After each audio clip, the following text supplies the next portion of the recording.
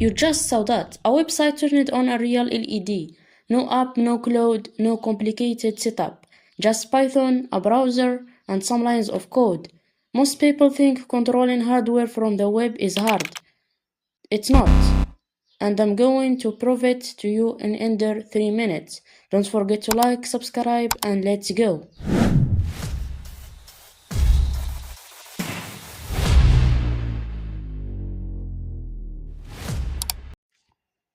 Here's the idea in one sentence. You click a button on a web page, Flask gets the message, Arduino reacts, that's it. Browser talks to Python, Python talks to hardware.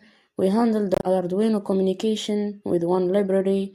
I already made a full video on it, link in the description. Before writing the code, you must install all these libraries.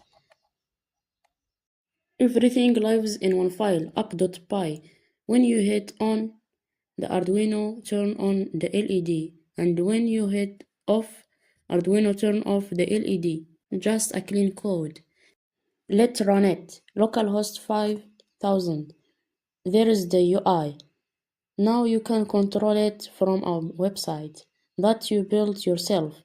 And it's not just functional, it actually looks good. Dark UI, animation, live log, all in the same file.